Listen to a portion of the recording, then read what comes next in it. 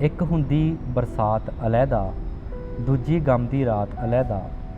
ਤੇਰਾ ਲਹਿਜਾ ਵੱਖਰਾ ਹੈ ਅੱਜ, ਤੂੰ ਕੀਤੀ ਗੱਲਬਾਤ ਅਲੈਦਾ।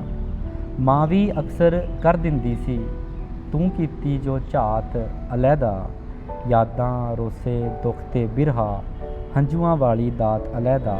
ਸ਼ਾਇਦ ਮੇਰੇ ਬਜ਼ੁਰਗਾਂ ਦੀ ਦੂਰਅੰਦੇਸ਼ੀ ਹੋਏਗੀ ਕਿ ਉਹਨਾਂ ਨੇ ਮੇਰਾ ਨਾਮ ਅਰਜਪ੍ਰੀਤ ਰੱਖਿਆ। ਮੈਂ ਆਪਣੇ ਆਪ ਨੂੰ ਬਹੁਤ ਕਿਸਮਤ ਵਾਲਾ ਸਮਝਦਾ ਕਿ ਮੈਨੂੰ ਇੰਨਾ ਸੋਹਣਾ ਨਾਮ ਮਿਲਿਆ ਤੇ ਅੱਗੇ ਮੇਰੀ ਫੀਲਡ ਵੀ ਇਹੀ ਹੈ। ਪਹਿਲੀ ਕਿਤਾਬ ਮੇਰੀ 2018 'ਚ ਪ੍ਰਕਾਸ਼ਿਤ ਹੋਈ ਸੀ ਅਰਜੋਈਆਂ ਨਾਮ ਦੇ ਸਿਰਲੇਖ ਹੇਠ। ਮੈਂ ਇੱਕ ਸੰਪਾਦਕੀ ਕਿਤਾਬ ਕਰੀ ਆ ਅਜੋਕਾ ਕਾਵ, ਜਿਹਦੇ 'ਚ ਮੈਂ 20 ਅਣਛਪੇ ਲੇਖਕਾਂ ਨੂੰ ਲੈ ਕੇ ਹਾਜ਼ਰ ਹੋਇਆ ਸੀ। ਇੱਕ ਕਵੀ ਕਵਿਤਾ ਨੂੰ ਨਹੀਂ ਚੁਣਦਾ, ਇੱਕ ਕਵਿਤਾ ਕਵੀ ਨੂੰ ਚੁਣਦੀ ਹੈ, ਹੈ ਨਾ। ਤੇਰਾ ਮੇਰਾ ਮਿਲਣਾ ਇੱਦਾਂ, ਜਿਉਂ ਧਰਤੀ ਸੂਰਜ ਤੱਕੇ, ਇੱਕ ਦੂਜੇ ਬਿਨ ਰਹਿ ਨਾ ਸਕੀਏ, ਸਾਖ ਏ ਜਾਪਣ ਸਕੇ। ਵਾਂਗ ਗੁਲਾਬਾਂ ਵਾਂਗ ਸ਼ਰਾਬਾਂ, ਰੰਗ ਚੜੇ ਨੇ ਪੱਕੇ, ਤੇ ਵੇਖ ਕੇ ਸਾਨੂੰ ਚਾਰ ਚਫੇਰੇ ਸਭ ਨੇ ਹੱਕੇ ਬੱਕੇ। ਵਾਂਗ ਪਾਣੀਆਂ ਘੁਲ ਗਏ ਹਾਂ ਤੇ ਰਲ ਗਏ ਵਾਂਗ ਹਵਾਵਾਂ, ਇੱਕ ਦੂਜੇ ਦੇ ਸੰਗ ਇਉਂ ਰਹਿੰਦੇ ਜਿਉਂ ਧੁੱਪਾਂ ਸੰਗ ਛਾਵਾਂ। ਮੇਰਾ ਪਰਿਵਾਰ 'ਚੋਂ ਮੈਨੂੰ ਨਹੀਂ ਲੱਗਦਾ ਕਿ ਕੋਈ ਸਾਹਿਤ ਪ੍ਰਤੀ ਕੋਈ ਇਨਸਾਨ ਐਸਾ ਹੋਵੇਗਾ ਜਿਹਦੀ ਮੈਨੂੰ ਵੰਸ਼ 'ਚੋਂ ਸ਼ਾਇਰੀ ਮਿਲੀ, ਪਰ ਪਤਾ ਨਹੀਂ ਮੇਰੇ ਅੰਦਰ ਸ਼ਾਇਰੀ ਕਿੱਥੋਂ ਆਈ ਆ। ਮੈਂ ਕਹਿੰਦਾ ਵੀ ਮੇਰਾ ਪਹਿਲਾ ਪਾਠਕ ਮੇਰਾ ਫਾਦਰ ਸਾਹਿਬ ਨੇ, ਮੇਰੇ ਮੰਮੀ ਨੇ, ਕਿਉਂਕਿ ਮੈਂ ਜਦੋਂ ਵੀ ਕੁਝ ਲਿਖਦਾ ਤੇ ਮੈਂ ਉਹਨਾਂ ਨੂੰ ਸੁਣਾ ਦਿੰਦਾ, ਜਾਂ ਉਹ ਮੇਰੀ ਡਾਇਰੀ 'ਚ ਪੜ੍ਹ ਲੈਂਦੇ ਆ, ਮੇਰੀ ਕਿਤਾਬਾਂ 'ਚ ਪੜ੍ਹ ਲੈਂਦੇ ਆ। ਕਵੀ ਨੂੰ ਨਾ ਸਾਰੀਆਂ ਕਵਿਤਾਵਾਂ ਉਹਦੇ ਬੱਚਿਆਂ ਵਾਂਗੂ ਹੁੰਦੀਆਂ। ਮੈਂ ਚਾਹੁੰਦਾ ਕਿ ਮੈਂ ਇੱਦਾਂ ਦਾ ਕਵੀ ਬਣਾ ਜੋ ਸਾਰਿਆਂ ਦਾ ਸਾਂਝਾ ਹੋਵਾਂ।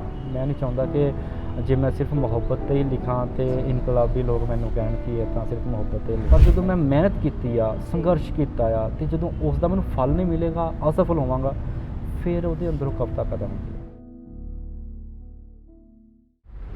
ਸਤਿ ਸ਼੍ਰੀ ਅਕਾਲ।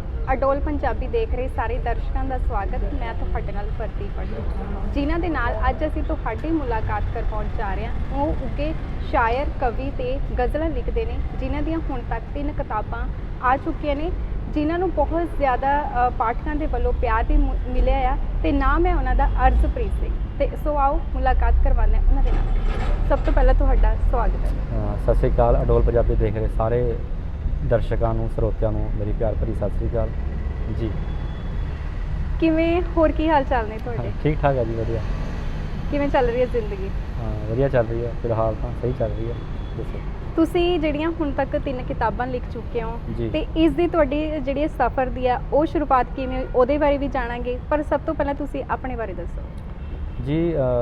ਮੇਰਾ ਨਾਮ ਐਕਚੁਅਲੀ ਕਈ ਲੋਕ ਸੋਚਦੇ ਆ ਵੀ ਅਰਜਪ੍ਰੀਤ ਨੇ ਰੱਖਿਆ ਹੋਇਆ, ਪਰ ਮੇਰਾ ਅਸਲ ਨਾਮ ਅਰਜਪ੍ਰੀਤ ਹੈ। ਤੇ ਪਿਛੋਕੜ ਮੇਰਾ ਗੁਰਦਾਸਪੁਰ ਦੇ ਭੈਣੀ ਮੀਆਂ ਖਾਂ ਪਿੰਡ ਤੋਂ ਆ, ਪਰ ਮੇਰਾ ਜੋ ਜਨਮ ਆ ਉਹ ਇੱਥੇ ਪੁਆਧ ਦੇ ਏਰੀਏ 'ਚ ਡੇਰਾ ਬੱਸੀ ਦੇ ਕੋਲ ਇੱਕ ਪਿੰਡ ਦੱਪਰ ਵਿੱਚ ਹੋਇਆ।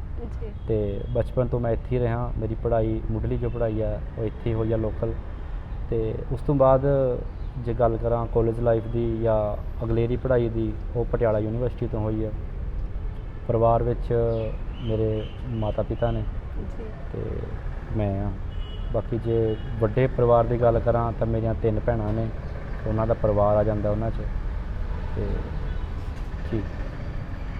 ਤੁਹਾਡਾ ਨਾਮ ਬਹੁਤ ਸੋਹਣਾ ਹੈ, ਅਰਜਪ੍ਰੀਤ। ਸ਼ੁਕਰੀਆ। ਕਿਵੇਂ ਪਿਆ ਇਹ ਅਰਜਪ੍ਰੀਤ? ਦੇਖੋ, ਇਹ ਹਰੇਕ ਜਿੱਥੋਂ ਵੀ ਕੋਈ ਮੈਨੂੰ ਮਿਲਦਾ ਆ ਨਵਾਂ ਇਨਸਾਨ, ਉਹ ਇਹੀ ਗੱਲ ਸਵਾਲ ਪੁੱਛਦਾ ਵੀ ਇਹ ਨਾਮ ਕਿਵੇਂ ਪਿਆ।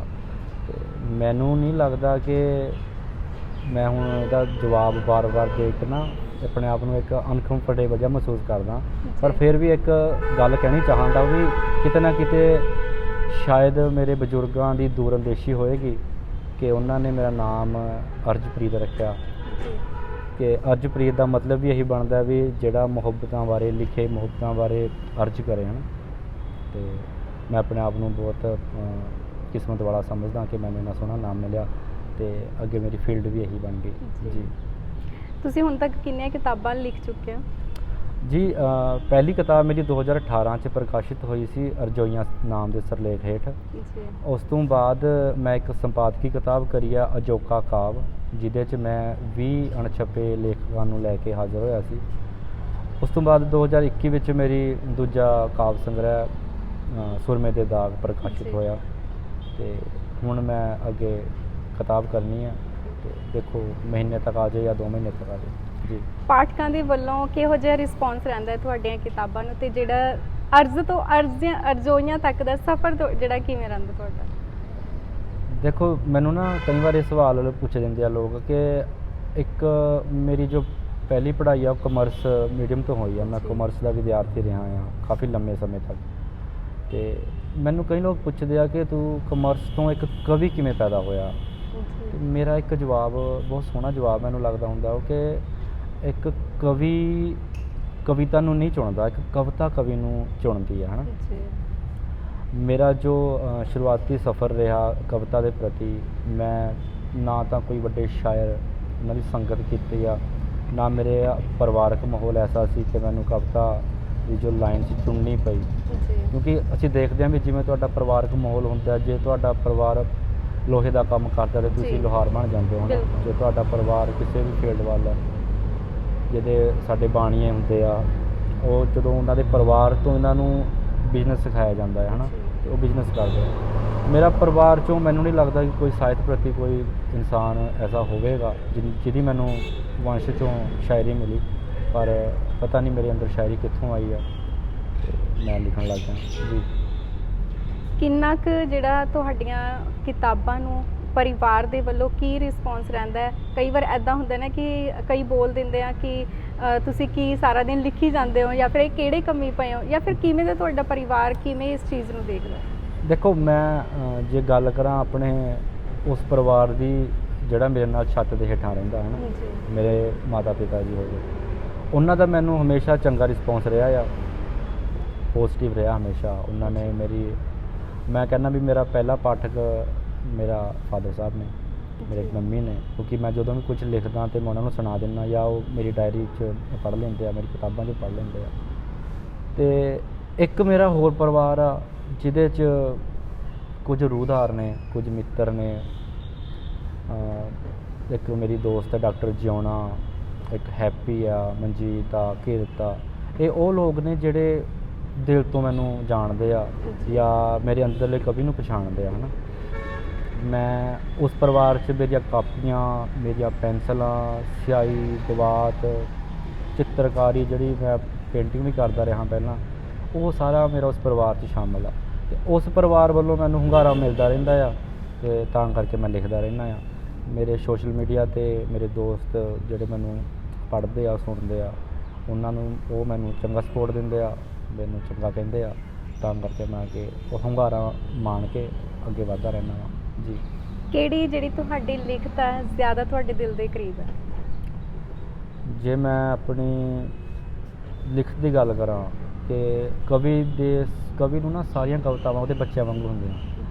ਮੈਨੂੰ ਵੀ ਹਰ ਕਵਿਤਾ, ਹਰ ਗਜ਼ਲ, ਹਰ ਖੁੱਲ੍ਹੀ ਕਵਿਤਾ ਮੈਨੂੰ ਬਹੁਤ ਪਿਆਰੀ ਆ। ਅਤੇ ਮੈਨੂੰ ਨਾ ਜਿੱਦਾਂ ਮੈਂ ਤੁਹਾਡੇ ਨਾਲ ਗੱਲ ਕਰਨੀ ਚਾਹੁੰਦਾ ਕਿ ਇੱਕ ਗੱਲ ਹੁੰਦੀ ਆ ਕਿ ਕੋਈ ਹੁੰਦਾ ਸਿਰਫ ਮੁਹੱਬਤ 'ਤੇ ਲਿਖਦਾ, ਹੈ ਨਾ, ਕੋਈ ਹੁੰਦਾ ਸਿਰਫ ਉਦਾਸੀ, ਜਿਹਨੂੰ ਉਦਾਸੀ ਦਾ ਪ੍ਰਭਾਵ ਪੈ ਜਾਂਦਾ, ਉਦਾਸੀ 'ਤੇ ਲਿਖਦਾ। ਬਿਲਕੁਲ। ਇਹਨਾਂ ਮੁੱਦਿਆਂ ਤੋਂ ਹਟ ਕੇ ਕਿਸੇ 'ਤੇ ਧਾਰਮਿਕ ਪ੍ਰਭਾਵ ਹੁੰਦਾ, ਧਰਮ ਦਾ ਚਿੰਤਕ ਹੁੰਦਾ, ਹੈ ਨਾ, ਉਹ ਧਾਰਮਿਕ ਦੇ ਮੁੱਦਿਆਂ 'ਤੇ ਲਿਖਦਾ। ਕੋਈ ਵਾਤਾਵਰਨ ਪ੍ਰੇਮੀ ਹੁੰਦਾ, ਕੋਈ ਸਮਾਜਿਕ ਸਰੋਕਾਰਾਂ ਵਾਲਾ ਹੁੰਦਾ। ਮੇਰਾ ਮੰਨਣਾ ਇਹ ਹੈ ਕਿ ਮੈਂ ਜਦੋਂ ਕਵਿਤਾ ਲਿਖਣੀ ਸ਼ੁਰੂ ਕੀਤੀ ਆ, ਜਾਂ ਮੈਂ ਇੱਕ ਲੇਖਕ ਬਣਿਆ ਜਾਂ ਕਵੀ ਬਣਿਆ, ਹੈ ਨਾ, ਮੈਨੂੰ ਵੱਖ-ਵੱਖ ਸਮੇਂ 'ਚ ਮੈਂ ਵੱਖ-ਵੱਖ ਪ੍ਰਭਾਵ ਕਬੂਲ ਕੀਤੇ ਆ।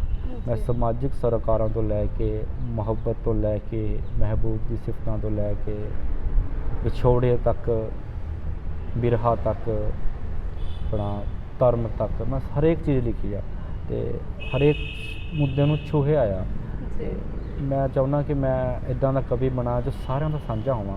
ਮੈਂ ਨਹੀਂ ਚਾਹੁੰਦਾ ਕਿ ਜੇ ਮੈਂ ਸਿਰਫ ਮੁਹੱਬਤ 'ਤੇ ਹੀ ਲਿਖਾਂ ਅਤੇ ਇਨਕਲਾਬੀ ਲੋਕ ਮੈਨੂੰ ਕਹਿਣ ਕਿ ਇਹ ਤਾਂ ਸਿਰਫ ਮੁਹੱਬਤ 'ਤੇ ਲਿਖਦਾ। ਮੈਂ ਇਨਕਲਾਬ ਬਾਰੇ ਵੀ ਲਿਖਦਾ।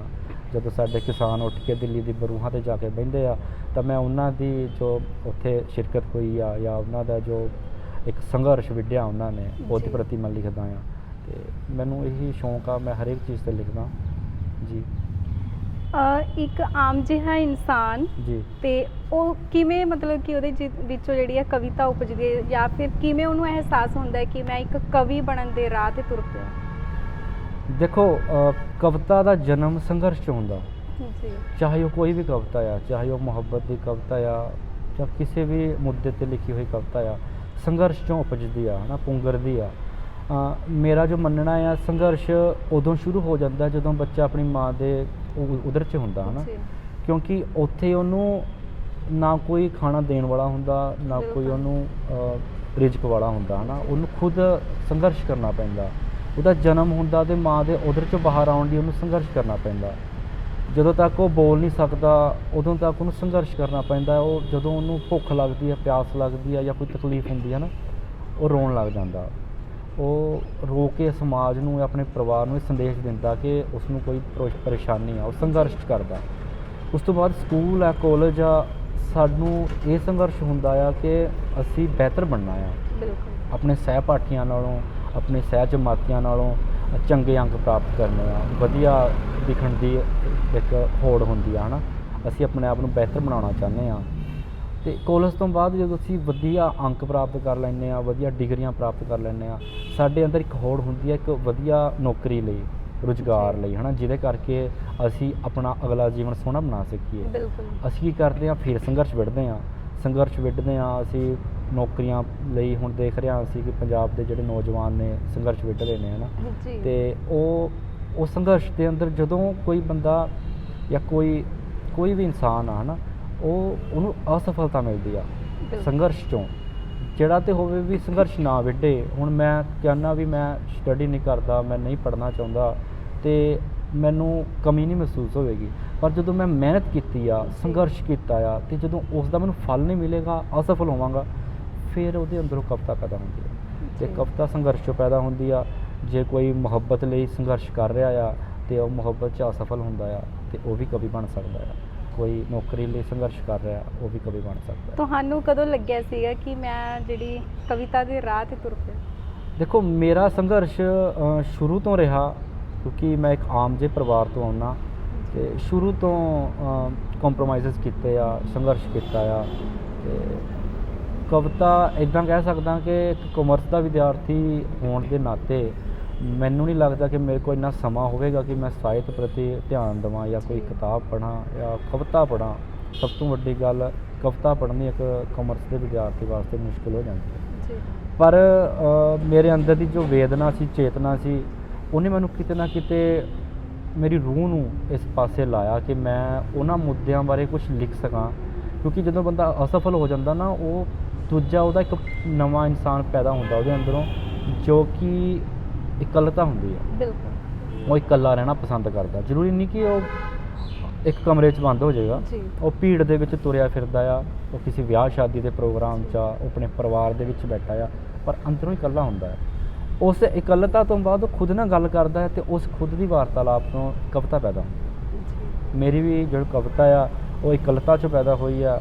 ਮੈਂ ਆਪਣੇ ਆਪ ਨਾਲ ਵਿਚਾਰਾਂ ਕੀਤੀਆਂ ਨੇ ਅਤੇ ਆਪਣੇ ਆਪ ਦੀਆਂ ਗੱਲਾਂ ਨੂੰ ਕਾਗਜ਼ ਕਲਮ ਨਾਲ ਵਾਹਿਆ ਆ ਅਤੇ ਉਹ ਕਵਿਤਾ ਬਣੀ। ਜੀ ਕਿਤਾਬਾਂ ਤੁਸੀਂ ਜਿਹੜੀਆਂ ਇਹ ਲਿਖੀਆਂ ਨੇ, ਪਬਲਿਸ਼ ਕਰਾਉਣ ਵੇਲੇ ਵੀ ਕਈ ਜਿਹੜੀਆਂ ਔਕੜਾਂ ਦਾ ਸਾਨੂੰ ਸਾਹਮਣਾ ਕਰਨਾ ਪੈਂਦਾ, ਅਤੇ ਜੀ। ਤੁਹਾਨੂੰ ਕਿਹੜੀਆਂ ਅਜਿਹੀਆਂ ਮੁਸ਼ਕਲਾਂ ਦਾ ਸਾਹਮਣਾ ਕਰਨਾ ਪਿਆ ਸੀ? ਦੇਖੋ, ਅੱਜ ਦੀ ਜੇ ਮੈਂ ਗੱਲ ਕਰਾਂ, ਜੋ ਮੈਂ ਤੁਹਾਨੂੰ ਪਹਿਲਾਂ ਕਹਿ ਚੁੱਕਿਆ ਕਿ ਮੈਂ ਇੱਕ ਕਿਤਾਬ ਕੀਤੀ ਸੀ ਸੰਪਾਦਕੀ। ਮੈਂ 20 ਨਵੇਂ ਜਿਹੜੇ ਸ਼ਾਇਰ ਨੇ ਉਹਨਾਂ ਨੂੰ ਇੱਕ ਮੰਚ 'ਤੇ ਲੈ ਕੇ ਆਇਆ, ਇੱਕ ਕਿਤਾਬ 'ਚ ਲੈ ਕੇ ਆਇਆ। ਜੀ ਉਹਦਾ ਮਕਸਦ ਮੇਰੇ ਲਈ ਇਹੀ ਸੀ, ਕਿਉਂਕਿ ਮੈਨੂੰ ਪਤਾ ਕਿ ਸ਼ੁਰੂਆਤੀ ਦੌਰ 'ਚ ਜਦੋਂ ਅਸੀਂ ਪਹਿਲੀ ਕਿਤਾਬ ਜਾਂ ਆਪਣੀ ਪਹਿਲੀ ਕਵਿਤਾ ਨੂੰ ਲੈ ਕੇ ਸਾਡੇ ਅੰਦਰ ਇੱਕ ਚੇਤਨ ਮਨ ਜਿਹੜਾ ਸਾਡਾ ਹੁੰਦਾ, ਉਹਨੂੰ ਐਂ ਲੱਗਦਾ ਹੁੰਦਾ ਕਿ ਅਸੀਂ ਛਪ ਰਹੇ ਹਾਂ ਨਾ। ਜੀ ਇੱਕ ਬਹੁਤ ਵੱਡੀ ਗੱਲ ਹੁੰਦੀ ਹੈ ਇੱਕ ਕਵੀ ਲਈ ਇੱਕ ਕਿਤਾਬ ਦਾ ਹਿੱਸਾ ਬਣਨਾ। ਜੀ ਅਤੇ ਜਦੋਂ ਮੇਰੀ ਪਹਿਲੀ ਕਿਤਾਬ ਰਜੋਈਆਂ ਆਈ ਆ ਅਤੇ ਮੈਨੂੰ ਥੋੜ੍ਹੀ ਦੌੜ ਭੱਜ ਕਰਨੀ ਪਈ ਆ, 2-4 ਪਬਲੀਕੇਸ਼ਨਾਂ ਤੱਕ ਮੈਂ ਗਿਆ ਵਾਂ। ਪਰ ਮੈਂ ਆਪਣੇ ਆਪ ਨੂੰ ਕਿਸਮਤ ਵਾਲਾ ਕਹਾਂਗਾ ਕਿ ਮੇਰੇ ਦੋਸਤ ਕੁਝ ਚੰਗੇ ਸੀ, ਪੰਜਾਬੀ ਯੂਨੀਵਰਸਿਟੀ ਤੋਂ ਕਹਿ ਲਓ ਜਾਂ ਆਮ ਮੇਰੀ ਜਿਹੜੀ ਜ਼ਿੰਦਗੀ 'ਚ ਦੋਸਤ ਨੇ, ਉਹਨਾਂ ਤੋਂ ਮੈਨੂੰ ਇੱਕ ਚੰਗੇ ਪਬਲਿਸ਼ਰ ਦਾ ਨੰਬਰ ਮਿਲਿਆ। ਉਹਨਾਂ ਨਾਲ ਮੈਂ ਗੱਲਬਾਤ ਕਰੀ, ਉਹਨਾਂ ਨਾਲ ਮੇਰੀ ਦੋਸਤੀ ਹੋਈ ਅਤੇ ਅੱਜ ਤੱਕ ਮੈਂ ਉਹਨਾਂ ਤੋਂ ਹੀ ਕਿਤਾਬਾਂ ਕਰਾ ਰਿਹਾ ਅਤੇ ਮੈਨੂੰ ਇੰਨਾ ਦੌੜ ਭੱਜ ਕਰਨ ਦੀ ਲੋੜ ਨਹੀਂ ਪਈ। ਜੀ ਸੁਰਮੇ ਦੇ ਦਾਗ ਜਿਹੜੀ ਤੁਹਾਡੀ ਕਿਤਾਬ ਆ, ਜੀ। ਤੇ ਕਿਹੜੇ ਦਾਗ ਸੀਗੇ ਅਜਿਹੇ ਸੁਰਮੇ ਦੇ ਜਿਹੜੇ ਤੁਸੀਂ ਅਜਿਹਾ ਉਹਨੂੰ ਨਾਮ ਦਿੱਤਾ ਤੇ ਉਹਦੇ ਵਿੱਚ ਦੇਖੋ, ਆਪਣੀਆਂ ਕਵਿਤਾਵਾਂ ਪਾਈਆਂ? ਸ਼ਾਇਰ ਪ੍ਰਤੀਕ ਵਰਤਦਾ ਆ, ਸਿਰਜਦਾ ਆ ਹੈ ਨਾ, ਅਤੇ ਮੈਂ ਇੱਕ ਪ੍ਰਤੀਕ ਸਿਰਜਿਆ ਸੁਰਮੇ ਦੇ ਦਾਗ। ਉਹਦਾ ਜਿਹੜਾ ਮਤਲਬ ਆ ਉਹ ਇਹ ਆ ਕਿ ਉਸ ਕਿਤਾਬ ਦੇ ਨਾ ਪਿੱਛੇ ਇੱਕ ਲਾਈਨ ਲਿਖੀ ਹੋਈ ਆ ਮੈਂ ਕਿ ਹੱਸਦਿਆਂ ਚਿਹਰਿਆਂ ਦੀ ਉਦਾਸੀ ਦੀ ਗਵਾਹੀ ਭਰਦੇ ਨੇ ਸੁਰਮੇ ਦੇ ਦਾਗ। ਜੀ ਕਿ ਜਦੋਂ ਅਸੀਂ ਹੱਸ ਰਹੇ ਹੁੰਦੇ ਆ ਜਾਂ ਅਸੀਂ ਲੋਕਾਚਾਰੀ 'ਚ ਵਿਚਰ ਰਹੇ ਹੁੰਦੇ ਆ ਨਾ, ਸਾਡਾ ਸੁਰਮੇ ਦੇ ਦਾਗ ਨੇ ਜੋ ਇੱਕ ਪ੍ਰਤੀਕ ਆ ਕਿ ਸਾਡੇ ਚਿਹਰੇ ਦੇ ਉੱਤੇ, ਹੱਸਦੇ ਚਿਹਰੇ ਦੇ ਉੱਤੇ ਜੀ। ਉਹ ਜੋ ਦਾਗ ਨੇ ਉਹ ਸਾਨੂੰ ਇਹ ਦੱਸਦੇ ਆ ਕਿ ਅਸੀਂ ਦਿਲੋਂ ਉਦਾਸ ਹਾਂ। ਕਿਉਂਕਿ ਉਦਾਸ ਹਰ ਕੋਈ ਹੈ, ਕੋਈ ਪੈਸੇ ਵਾਲਾ ਇਨਸਾਨ ਹੈ, ਕੋਈ ਗਰੀਬ ਹੈ, ਮਜ਼ਦੂਰ ਹੈ, ਕਿਸਾਨ ਹੈ, ਕਿਰਤੀ ਹੈ, ਕੋਈ ਵਿਦਿਆਰਥੀ ਹੈ, ਉਹ ਹਰ ਉਦਾਸ ਹੈ ਆਪਣੇ ਜੀਵਨ 'ਚ। ਜੀ। ਕਿਉਂਕਿ ਸਾਡਾ ਜੋ ਹਿੰਦੁਸਤਾਨੀ ਜੋ ਜੀਵਨ ਆ, ਇਹਦੇ 'ਚ ਬਹੁਤ ਸ਼ੁਰੂ ਤੋਂ ਸਾਨੂੰ ਸੰਘਰਸ਼ ਕਰਨਾ ਪੈਂਦਾ, ਜਿਵੇਂ ਮੈਂ ਤੁਹਾਨੂੰ ਪਹਿਲਾਂ ਵੀ ਕਿਹਾ। ਅਤੇ ਉਸ ਸੰਘਰਸ਼ 'ਚੋਂ ਉਦਾਸੀ ਪੈਦਾ ਹੁੰਦੀ ਹੈ ਜਦੋਂ ਅਸੀਂ ਅਸਫਲ ਹੁੰਦੇ ਹਾਂ ਨਾ, ਅਤੇ ਉਦਾਸ ਸਾਰੇ ਨੇ ਅਤੇ ਉਹ ਉਦਾਸੀ ਦਾ ਪ੍ਰਤੀਕ ਹੈ ਜੀ। ਅਗਲੇ ਸਮੇਂ ਦੇ ਵਿੱਚ ਤੁਸੀਂ ਕੋਈ ਹੋਰ ਕਿਤਾਬ ਲਿਖੋਗੇ ਜਾਂ ਫਿਰ ਕਿਵੇਂ ਦਾ ਤੁਹਾਡਾ ਜੀ ਫਿਊਚਰ ਦਾ ਪਲਾਨ? ਮੈਂ ਗਜ਼ਲ 'ਤੇ ਕੰਮ ਕਰ ਰਿਹਾ ਅਤੇ ਇੱਕ ਗਜ਼ਲ ਸੰਗ੍ਰਹਿ ਲੈ ਕੇ ਜਲਦੀ ਹਾਜ਼ਰ ਹੋਵਾਂਗਾ। ਉਹਦਾ ਸਿਰਲੇਖ ਹਜੇ ਤੱਕ ਪ੍ਰੋਪਰ ਨਹੀਂ ਬਣਿਆ, ਜਾਂ ਮੈਂ ਕਹਿ ਸਕਦਾ ਕਿ ਮੈਂ ਹਜੇ ਨਾਮ ਨਹੀਂ ਸੋਚਿਆ ਕਿ ਮੈਂ ਉਹਦਾ ਕੀ ਨਾਮ ਰੱਖਾਂਗਾ। 2-4 ਮੇਰੇ ਕੋਲ ਨਾਮ ਹੈ ਆ, ਅਤੇ ਹਜੇ ਜਨਤਕ ਨਹੀਂ ਕਰਾਂਗਾ, ਅਤੇ ਜਲਦੀ ਇੱਕ ਗਜ਼ਲ ਸੰਗ੍ਰਹਿ ਲੈ ਕੇ ਪਾਠਕਾਂ ਦੀ ਜਿਹੜੀ ਕਚਹਿਰੀ 'ਚ ਹਾਜ਼ਰ ਹੋਵਾਂਗਾ ਜੀ। ਜਾਂਦੇ ਜਾਂਦੇ ਕੋਈ ਪਾਠਕਾਂ ਨੂੰ ਆਪਣੀ ਕਵਿਤਾ ਸੁਣਾਉਣੀ ਚਾਹੋ? ਹਾਂ ਜੀ, ਜ਼ਰੂਰ। ਇੱਕ ਮੁਹੱਬਤ 'ਤੇ ਕਵਿਤਾ ਆ, ਚਲੋ ਇੱਕ ਵਧੀਆ ਮਾਹੌਲ ਬਣਿਆ ਹੋਇਆ, ਇੱਕ ਮੁਹੱਬਤ 'ਤੇ ਕਵਿਤਾ ਸੁਣਾ ਦਿੰਦਾ ਕਿ ਤੇਰਾ ਮੇਰਾ ਮਿਲਣਾ ਇੱਦਾਂ ਜਿਉਂ ਧਰਤੀ ਸੂਰਜ ਤੱਕੇ, ਇੱਕ ਦੂਜੇ ਬਿਨ ਰਹਿ ਨਾ ਸਕੀਏ, ਸਾਖ ਏ ਜਾਪਣ ਸਕੇ, ਵਾਂਗ ਗੁਲਾਬਾਂ ਵਾਂਗ ਸ਼ਰਾਬਾਂ ਰੰਗ ਚੜੇ ਨੇ ਪੱਕੇ, ਤੇ ਵੇਖ ਕੇ ਸਾਨੂੰ ਚਾਰ ਚਫੇਰੇ ਸਭ ਨੇ ਹੱਕੇ ਬੱਕੇ, ਵਾਂਗ ਪਾਣੀਆਂ ਘੁਲ ਗਏ ਹਾਂ ਤੇ ਰਲ ਗਏ ਵਾਂਗ ਹਵਾਵਾਂ, ਇੱਕ ਦੂਜੇ ਦੇ ਸੰਗ ਇਉਂ ਰਹਿੰਦੇ ਜਿਉਂ ਧੁੱਪਾਂ ਸੰਗ ਛਾਵਾਂ, ਚੰਨ ਵਾਂਗਰਾਂ ਭੁੰਮਾਂ ਇਕਣ ਜਿੱਕਣ ਲੈਂਦਾ ਲਾਵਾਂ, ਪਹਿਲਾਂ ਤੈਨੂੰ ਭੋਗ ਲਵਾ ਕੇ ਫਿਰ ਮੈਂ ਬੁਰਕੀ ਖਾਵਾਂ, ਮੈਂ ਸੂਰਜ ਤੈਨੂੰ ਨਿੱਘ ਦੇਵਾਂ ਤੂੰ ਵਾਂਗਰ ਧਰਤੀ ਘੁੰਮੇ, ਅੱਗ ਸਮੁੰਦਰ ਪਾਰ ਮੈਂ ਕੀਤਾ ਪੈਰ ਤੂੰ ਮੇਰੇ ਚੁੰਮੇ, ਸਭ ਕੁਝ ਮੇਰਾ ਜੁਦਾ ਹੋ ਗਿਆ ਤੂੰ ਕਦੇ ਨਾ ਗੁੰਮੇ, ਤੇ ਤੇਰਾ ਮੇਰਾ ਇਸ਼ਕੀ ਕਿੱਸਾ ਸ਼ਹਿਰ ਬਾਜ਼ਾਰੀ ਧੁੰਮੇ, ਤੇਰਾ ਮੇਰਾ ਇਸ਼ਕੀ ਕਿੱਸਾ ਸ਼ਹਿਰ ਬਾਜ਼ਾਰੀ ਧੁੰਮੇ ਜੀ। ਬਹੁਤ ਖੂਬ ਜਿਹੜਾ ਤੁਸੀਂ ਬਿਆਨ ਕੀਤਾ ਹੈ। ਸ਼ੁਕਰੀਆ। ਤੇ ਉਹਨਾਂ ਜਿਹੜੇ ਕਵੀ ਨਵੇਂ ਆ ਰਹੇ ਨੇ ਜਾਂ ਫਿਰ ਹੋਰ ਨੌਜਵਾਨ ਪੀੜ੍ਹੀ ਨੂੰ ਤੁਸੀਂ ਕੀ ਸੰਦੇਸ਼ ਦੇਣਾ ਚਾਹੁੰਦੇ ਹੋ? ਦੇਖੋ, ਜੇ ਤੁਸੀਂ ਕਵੀ ਦੀ ਗੱਲ ਕਰੋ ਜਾਂ ਜੋ ਲਿਖਣਾ ਚਾਹੁੰਦੇ ਨੇ ਉਹਨਾਂ ਬਾਰੇ ਮੈਂ ਇੱਕ ਹੀ ਗੱਲ ਕਹਿਣਾ ਚਾਹਾਂਗਾ ਕਿ ਵੈਸੇ ਤਾਂ ਲਿਖਣਾ ਹਰੇਕ ਇਨਸਾਨ ਨੂੰ ਚਾਹੀਦਾ ਹੈ ਨਾ। ਆਪਣੇ ਆਪ ਨਾਲ ਜੋ ਵਾਰਤਾਲਾਪ ਹੈ ਉਹ ਇਨਸਾਨ ਨੂੰ ਬਿਹਤਰ ਬਣਾਉਂਦੀ ਆ। ਬਿਲਕੁਲ। ਅਸੀਂ ਜ਼ਰੂਰੀ ਨਹੀਂ ਕਿ ਕਵਿਤਾ ਲਿਖਣੀ ਆ, ਅਸੀਂ ਆਪਣੇ ਵਿਚਾਰ ਲਿਖਣੇ ਆ, ਆਪਣੇ ਰੋਜ਼ਾਨਾ ਜੋ ਅਸੀਂ ਨਵੇਂ ਐਕਸਪੀਰੀਅੰਸਿਸ ਦੇਖਦੇ ਹਾਂ, ਨਵੇਂ ਸਾਡੇ ਜ਼ਿੰਦਗੀ 'ਚ ਹਾਦਸੇ ਹੁੰਦੇ ਨੇ, ਅਸੀਂ ਅੱਜ ਲਿਖਾਂਗੇ, ਅੱਜ ਤੋਂ 2 ਸਾਲ ਬਾਅਦ ਜਦੋਂ ਦੁਬਾਰਾ ਉਹ ਡਾਇਰੀ ਖੋਲ੍ਹ ਕੇ ਦੇਖਾਂਗੇ ਅਸੀਂ ਪੁਰਾਣੀ ਆਪਣੀ ਯਾਦਦਾਸ਼ਤ ਹੈ ਨਾ, ਉਸ ਮਾਹੌਲ 'ਚ ਖੋ ਜਾਵਾਂਗੇ ਵੀ ਸਾਨੂੰ 2 ਸਾਲ ਪਹਿਲਾਂ ਅਸੀਂ ਇਹ ਕੰਮ ਕੀਤੇ ਆ ਹੈ ਨਾ। ਉਹ ਇੱਕ ਵਧੀਆ ਆ, ਇੱਕ ਇਨਸਾਨ ਲਈ ਇੱਕ ਯਾਦਾਂ ਤਾਜ਼ੀ ਕਰਨ ਦਾ ਵੀ ਇੱਕ ਜ਼ਰੀਆ ਬਣਦਾ ਆ, ਅਤੇ ਆਪਣੇ ਆਪ ਨੂੰ ਇੱਕ ਬਿਹਤਰ ਬਣਾਉਣ ਲਈ ਕਿ ਅੱਜ ਪਿਛਲੇ 2 ਸਾਲ ਪਹਿਲਾਂ ਮੈਂ ਐਵੇਂ ਦਾ ਇਨਸਾਨ ਸੀ, ਅੱਜ ਮੈਂ ਇਸ ਤੋਂ ਬਿਹਤਰ ਹੋ ਗਿਆ ਵਾਂ, ਉਦੋਂ ਮੇਰੀ ਤਨਖਾਹ ਇੰਨੀ ਸੀ, ਅੱਜ ਮੈਂ ਕੁਛ ਜ਼ਿਆਦਾ ਕਮਾ ਰਿਹਾ ਵਾਂ। ਆਪਣੇ ਆਪ ਨੂੰ ਬਿਹਤਰ ਕਰਨਾ ਇੱਕ ਇਨਸਾਨ ਦਾ ਫਰਜ਼ ਵੀ ਹੈ ਅਤੇ ਇੱਕ ਇਸ ਜ਼ਿੰਦਗੀ ਦਾ ਅਸੂਲ ਵੀ ਹੈ। ਅਤੇ ਮੈਂ ਚਾਹੁੰਦਾ ਵੀ ਜੋ ਵੀ ਹੈ ਆਪਣਾ ਆਪ ਨੂੰ ਲਿਖੋ, ਵਿਚਾਰੋ, ਚੰਗੀਆਂ ਕਿਤਾਬਾਂ ਪੜ੍ਹੋ, ਚੰਗੀਆਂ ਕਿਤਾਬਾਂ ਨਾਲ ਜੁੜੋ, ਚੰਗੇ ਲੋਕਾਂ ਨਾਲ ਜੁੜੋ ਅਤੇ ਆਪਣੇ ਆਪ ਨੂੰ ਸੋਹਣਾ ਬਣਾਓ ਜੀ। ਸ਼ੁਕਰੀਆ ਤੁਹਾਡਾ ਬਹੁਤ ਬਹੁਤ ਸਮਾਂ ਦੇਣ ਦੇ ਲਈ। ਸੋ ਇਹ ਸਨ ਸਾਡੇ ਨਾਲ ਅਰਜ਼ਪ੍ਰੀਤ ਜਿਨ੍ਹਾਂ ਨੇ ਹੁਣ ਤੱਕ ਕਿਤਾਬਾਂ ਲਿਖੀਆਂ ਨੇ ਅਤੇ ਉਹਨਾਂ ਨੂੰ ਪਾਠਕਾਂ ਦੇ ਵੱਲੋਂ ਵੀ ਬਹੁਤ ਜ਼ਿਆਦਾ ਪਿਆਰ ਮਿਲ ਚੁੱਕਿਆ ਹੈ, ਅਤੇ ਉਮੀਦ ਕਰਦੇ ਹਾਂ ਕਿ ਤੁਹਾਨੂੰ ਇਹ ਜਿਹੜੀ ਗੱਲਬਾਤ ਚੰਗੀ ਹੋਵੇਗੀ, ਅਤੇ ਫਿਰ ਮਿਲਾਂਗੇ ਕਿਸੇ ਹੋਰ ਸ਼ਖਸੀਅਤ ਦੇ ਨਾਲ। ਫਿਲਹਾਲ ਦੇ ਲਈ